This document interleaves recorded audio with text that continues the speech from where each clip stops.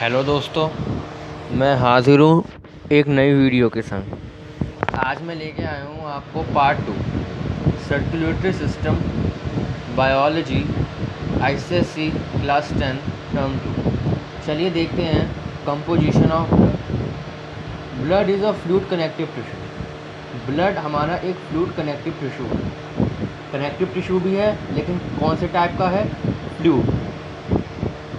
The fluid matrix of blood is called plasma. जो blood में fluid matrix है उसको हम प्लाज्मा कहते हैं। और ब्लड जो होता है वो 3 टाइप में डिवाइड है, वो हम देखते हैं। लेकिन उससे पहले हम ये देख लेते हैं कि प्लाज्मा होता क्या है। Plasma it is a pale yellow fluid part of a blood having 90 to 92% of water. इसमें 90% पानी होता है एंड 10% कुछ सब्सटेंस होते हैं, मिनरल्स होते हैं। चलिए वो होते हैं न्यूट्रिशंस होते हैं, glucose, amino acid, respiratory gases होती हैं इसमें, ऑक्सीजन एंड कार्बन डाइऑक्साइड।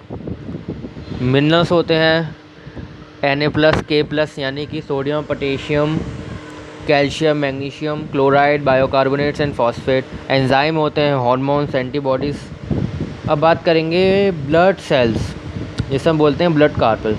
ये 3 टाइप में डिवाइड है: red blood carpals, white blood carpals, platelets. जो रेड ब्लड कार्पल्स है उसको हम इरिथ्रोसाइट बोलते हैं। इसका जो फंक्शन होता है वो होता है transport of oxygen. White blood जो कार्पल्स होता है उसको हम लिक्योसाइट्स बोलते हैं, जो फाइटिंग अगेंस्ट डिसीज़ करता है। ये बहुत ही ज़्यादा हमारी बॉडी में इंपॉर्टेंट होता है। WBC, अगर WBC ज़्यादा हो जाएगा तो कैंसर होने के चांसेस हो जाते हैं, कम हो जाएगा तो हमारी इम्यूनिटी कमज़ोर हो जाती है। तो मतलब कि WBC का मेंटेन रहना बहुत ही ज़्यादा ज़रूरी होता है। Platelets, thrombocytes from for blood clotting. Blood clotting तो आपको मालूम होगा, अगर नहीं मालूम तो ये जैसे कि हमारे चोट लग जाते हैं तो हमारे खून बहने लगता है। आप कुछ समय देखते हैं कि खून जो होता है वो अपने आप ही रुक जाता है, हल्की चोट होती है तो वो रुकता क्यों है? वो क्लॉट हो जाता है, मतलब कि हम आगे पढ़ेंगे, मतलब कि एक थ्रेड सा बन जाता है जिससे वो खून रुक जाता है। और ये सिर्फ एक ही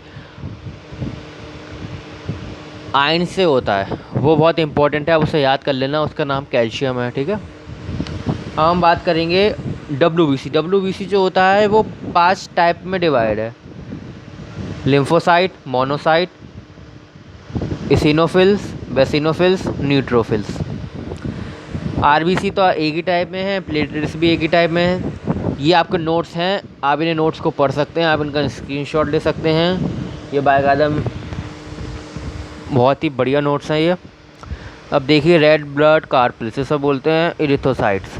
RBC are minute biconcave disc like cells होते हैं। ये इसका स्ट्रक्चर हो गया। 7.6 माइक्रोन इनका डायमीटर होता है। इनका साइटोप्लाज्म स्पॉन्जी होता है। ये मैन में 5 से लेके 5.5 मिलियन होते हैं, वुमेन में 4 to 4.5 मिलियन होते हैं RBC।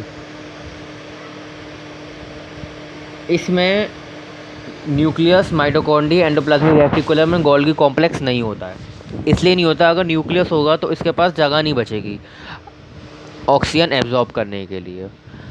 न्यूक्लियस होता है ना, तो अगर इसमें न्यूक्लियस होगा तो इसमें ज़्यादा हवा, स्पेस नहीं, सरफेस नहीं बचेगा ऑक्सीजन को एब्जॉर्ब करने के लिए। इसलिए इसमें न्यूक्लियस नहीं है जिससे वो ज़्यादा ऑक्सीजन एब्जॉर्ब कर सके। इसमें माइटोकॉन्ड्रिया इसलिए नहीं है, हो गया माइटोकॉन्ड्रिया होगा तो एनर्जी एब्जॉर्ब करेगा, इस वजह से बिना ऑक्सीजन वो अपना इस्तेमाल में लेगा, इस वजह से इसमें माइटोकॉन्ड्रिया नहीं है।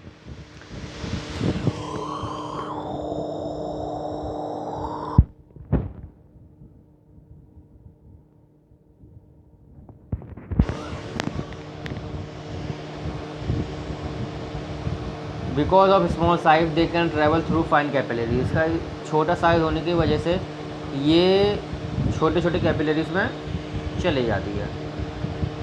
Haemoglobin is the oxygen carrying pigment, इसे याद कर लीजिएगा। अगर haemoglobin readily combines with oxygen and form a temporary compound oxy haemoglobin. ये इंपॉर्टेंट वाली चीज़ है, ये बोर्ड में पूछी जाती है। आप 10 साल के पेपर दिखेगा उसमें बहुत क्वेश्चन आपको इसके मिलेंगे। और haemoglobin also combine with small amount of carbon dioxide forming carbamino haemoglobin and brings it to lungs from the tissues. ये भी बहुत इंपॉर्टेंट है, आप इसे भी देखिएगा, याद कर लीजिएगा।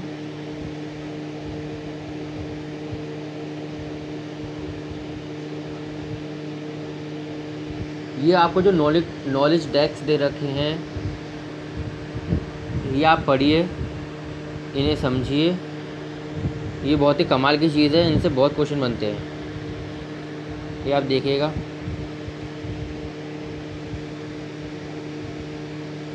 लाइफ स्पेन का आपको मालूम ही होगा 120 दिन होते हैं या 4 महीने के लो आप। अब बात करेंगे वाइट ब्लड कार्पल्स की। जैसे कि अगर RBC 600 है तो वाइट WBC एक होता है, इतना कम होता है ना। स्ट्रक्चर इरेगुलर स्ट्रक्चर है, जैसे कि लाइक अमोएबा का होता है। लाइफ स्पेन 12 घंटे टू 12 दिन तक हो सकती है, लेकिन 125 billion neutrophil produce each day होते हैं। The process of WBC formation is called leukopoiesis. The new WBC are produce in bone marrow, lymph glands, spleen and thymus. ये इंपॉर्टेंट है, इसे आप कर लीजिएगा, बहुत ही ज़्यादा काम की बात है। टाइप ऑफ ल्यूकोसाइट, ल्यूकोसाइट यानी कि टाइप ऑफ WBC ये दे रखे हैं। मैं आपसे ये कहूँगा कि आप इनको पढ़ सकते हैं, आप इनको पढ़ सकते हैं, लेकिन मैं आपको ये जो टेबल दे रखी है difference between various type of leucocyte, मैं आपको इस पर ज़्यादा कहूँगा फोकस करने के लिए कि आप ये करिए, क्योंकि ये ही जल्दी से याद हो जाएगा और बायोलॉजी में ज़्यादातर याद ही करना होता है। ये आप इसका स्क्रीनशॉट ले सकते हैं, ये पूरे पार्ट हैं इसके नोट्स वगैरह के।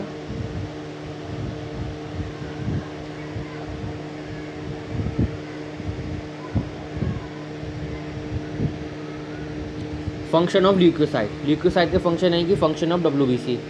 ल्यूकोसाइट है describe as the mobile force और सोल्जर ऑफ द बॉडी, हम इसे सोल्जर ऑफ द बॉडी भी कहते हैं। इसके फंक्शन क्या होते हैं, जैसे कि at the site of injury और infection, neutrophil in blood and monocyte in the tissue and dead microbe से एक्ट इन द स्कैवेंजर्स।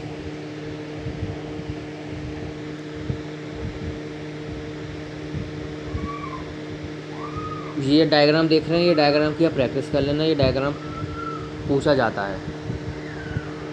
और ये जो है कि फॉर्मेशन ऑफ एंटीबॉडीज़, ये आप पढ़िएगा। कोई भी अगर आपको दिक्कत हो तो आप मेरे को कमेंट करिएगा, कोई भी आपको दिक्कत हो तो।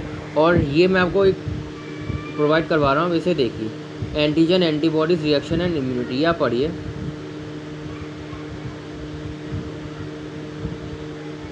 और जो भी आपको परेशानी हो आप कमेंट करिएगा, मैं पूरी कोशिश करूँगा कि आपको हर सवाल का आपको जवाब मिले। और हमारा जो पार्ट 3 होगा वो होगा प्लेटलेट्स, इसे हम बोलते हैं थ्रोम्बोसाइट्स। एंड तब तक के लिए ऑल द वेरी बेस्ट।